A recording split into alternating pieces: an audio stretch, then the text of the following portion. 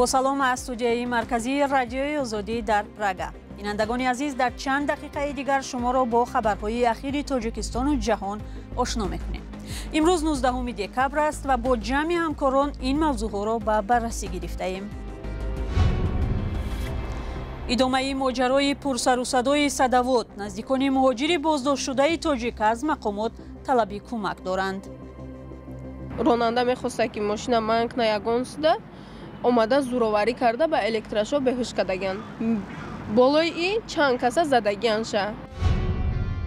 اسرائیل را برای کشتن غیر نظامیان و بستن راه دسترسی ساکنان به آب و غذا در غزه تنقید کردند. و در تاجیکستان برای کارمندان نهادهای دولتی یک جزای نو تعیین کردند به شرطی که از مشتریان پول نقد بگیرند. آینده از سال نو هم پرداختی غیر نقدی که وای میسپرم. خیلی البته خوب است این کار خوب. پیوندان سهراب یوسفوف راننده 21 ساله تاکسی از تاجیکستان که در پی مناقشه با پلیس روس بازداشت شد از مقامات تاجیکستان طلبی کمک دارند. آنها میگویند کارمندان پلیس روسیه مهاجر را شکنجه و بیگناه دستگیر کردند. بازداشت این مهاجر تاجیک در بازار صدوات مسکو ناراضگی ده نفر را به میان آورده. در پی این حادثه 73 مهاجر به حبس مأموری گرفته شد. مولا رجب یوسفی و امیر ایسایف در این باره گزارش دارند.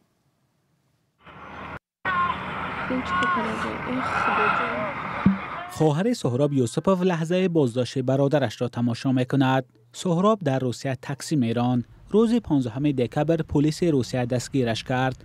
خواهرش میگوید سهراب 1 سال پیش بعد گرفتن گواهینامه رانندگی به روسیه رفت و نیت داشت 1 ماه بعد برگردد، اما حالا به ضد او با اتهامات زورآوری به مأمور امنیتی و تحقیر منصبدار دولتی پرونده باز کردند.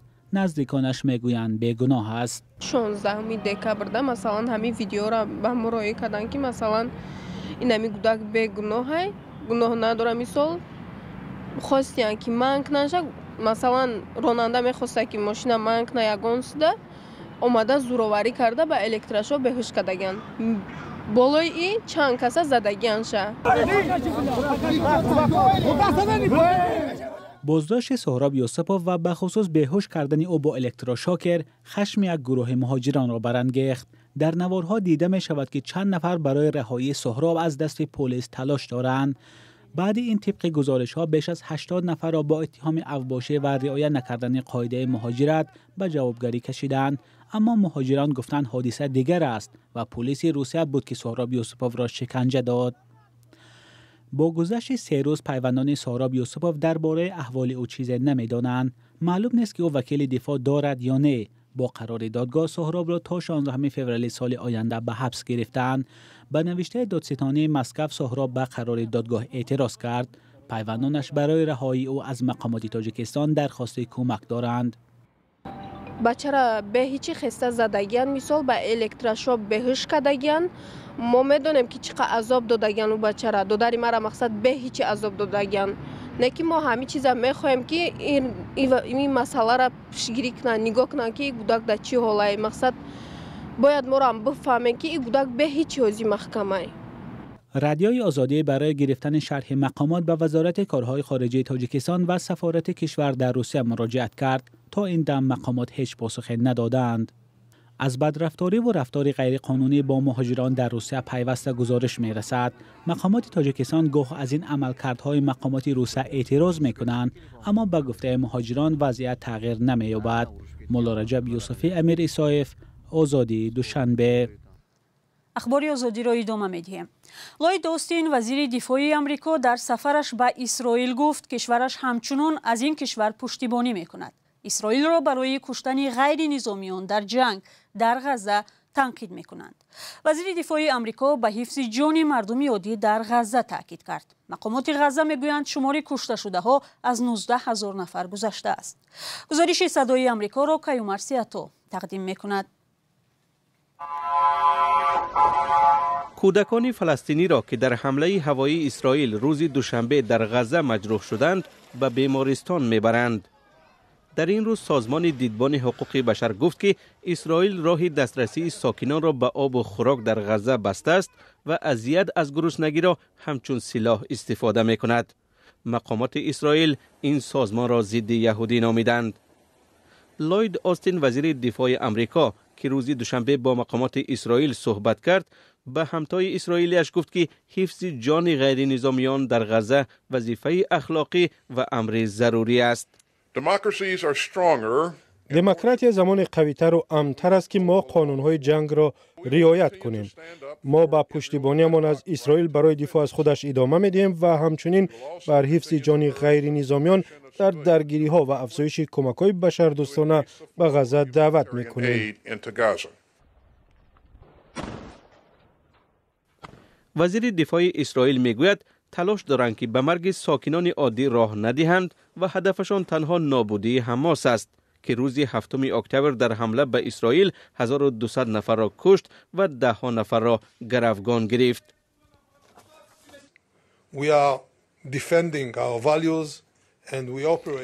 ما از ارزش‌های خود با رعایت قانون‌های بین المللی حمایت می‌کنیم. هر گاهی که ما درباره یاری‌های بشردوستانه صحبت می‌کنیم، باید 129 گروگان در غزه را پیش رو آوریم. این از مهمترین مسئله بشردوستانه است.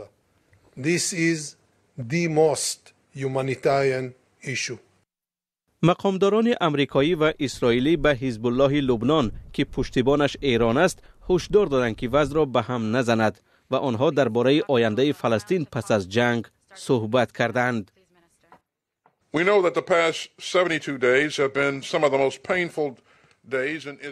ما درک میکنیم که 72 روز گذشته در تاریخ اسرائیل دردناک ثبت شده است. فاجعه ادامه میکند. اگر امیدواری های مردم اسرائیل و فلسطین برآورده نشود، پایان این جنگ ناامنی، خشم و ناامیدی زیادتر خواهد بود. این به فایده مردم اسرائیل و فلسطین است که به سوی تشکیل دو کشور قدم گذارند و در کنار هم با صلح زندگی کنند.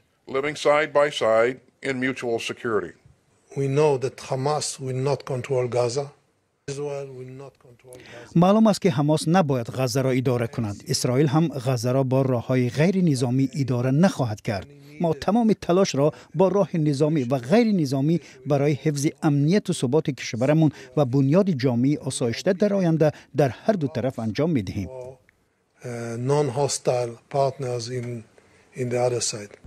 امریکا میگوید که برای حل بحران در خاور میانه تلاش دارد. وزیر دفاع این کشور به جز از اسرائیل به بحرین و قطر نیز برای گفتگو می رود. در تاجیکستان به زودی قانون به اجرا می درآید که اجازه نمی دهد مثلا در بیمارستان، اداره برق یا هر مؤسسه دیگری دولتی پول نقد پردازید. پول هر خدمات، چه حق استفاده برق و یا حتی جریمه برای رعایت نکردن قاعده حرکت راه باید آنلاینی یا در بانک پرداخته شود. هدف از این نوآوری چی است و آیا این کار می تواند خوردن حق مردم را از بین برد؟ همکارم مومین احمدی این موضوع را پیگیری کرد و حالا در استودیو با ماست. مومین، هدف از تغییرات در کدکس حقوق ویرانکنی مأموری که برای گرفتن پول نقد در اداره‌های دولتی جریمه تعیین کرده است چی است؟ بله زرانگیز، وکیلان مجلسی نمایندگان هنگامی بررسی تغییرات در کدکس گفتند که هدف مساعدت به اجرای قرار رئیس جمهور امامعلی رحمان است که ماه اوگوست قبول کرد.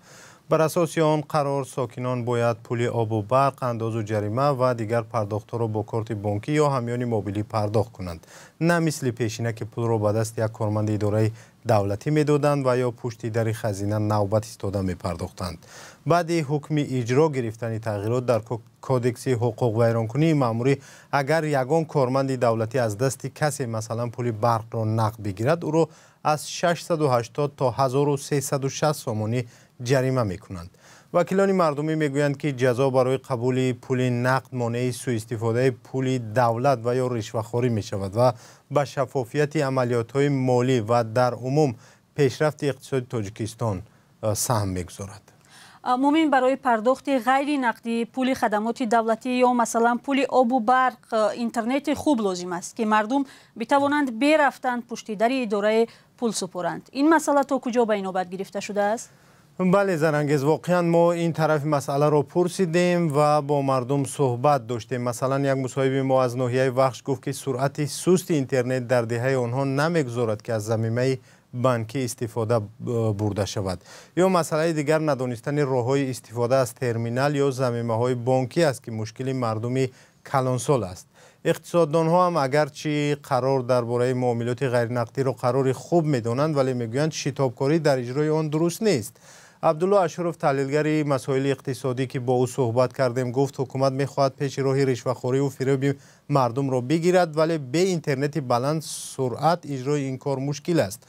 او مثال آورد که چگونه در فصل زمستان و قطع نیروی برق مردم عذاب میکشند و نمیتوانند پول خدمات دولتی را درست پردازند. او همچنین گفت که برای کلانسالان که راههای پرداخت غیر نقدی را نمیدانند باید استفاده دیگر راهها باشد که توانند مثلا به خزینه دولت روند و آنجا پول سپارند.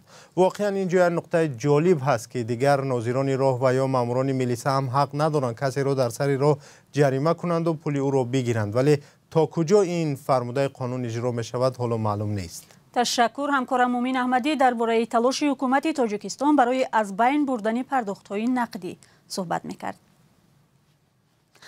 اما ساکنان چی میگویند؟ خبرنگاران رادیوی آزادی در کوچه‌های دوشنبه از راهگذران پرسیدند که سپردن پول برق و آب و دیگر پرداخت‌ها طریق غیر نقدی برایشان مشکل نیست و تغییرات نو به قانون تا کجا میتواند رشوه‌ستانی را از بین برد؟ خیلی удобнитар айда намедонам. من بسیار وقتا دوشنبه خیلی استفاده میبرم. خوبه مثلا در شهر خیلی خوبتره لیکن در قشلاق‌ها خیلی کم مشکل تره. و حسابی که آنتنا مقصد کمه برای نمیاد. برای من خیلی مفید است. مبلغ با کارت من انتقال می‌گردد. پرداخت‌های غیر نقدی راحت‌تر است نسبت به آن که ساعت‌ها در نوبت پایی نزد بانکمات می‌ایستید. در بعضی بانکمات‌ها پول هست، در بعضیشان نیست. با کارت بهتر و راحت‌تر است. او قیمت‌تر شد با مردم. باید که همو جمع می‌کردن می‌گفتن مبلغ پیشتر تا خوب. از کدام جهت مشکل‌تر شد؟ با بانک میکنید، خرطه میکنید، نه دوره خیلیش دوره اینا میخیل. آنلاین میسپریم، تلفن کتی، QR کد، مگزینا. مثلا خانه به میشینی، پلاتیت میکنی. ما روزهای خنوق به نمی بروی هیچ کجا پلاتیت میکنی. آسان به همین ویش. دیگر پلواش چی باز اگرم پلوای مثلا مشاهده کردید که آدم‌ها پورا آماده هستن، پورا صرفا میرون با نه، همین آدم‌ها پورا صرفا نمیرون. بسیاریشان کارت ندارن. مثلا آینده از سال نو هم پرداختی غیر نقدی که وای میسپرن. خیلی البته خوب است، این کاری خوب. اما صرفا میرون؟ اگه هر ما صرفا نمیره، آینده ممکن صرفا بره. و در محفل در دوشنبه از نظام نورجانوف یکی از چهره‌های معروف علم و فرهنگ تاجیک یاد کردند. گزارش اسکندر فیروز را از این محفل تماشا میکنیم. در همین تئاتر نظام نورجانوف صنعتشناس مشهور تاجیک اگر زنده می بود 100 ساله می شد.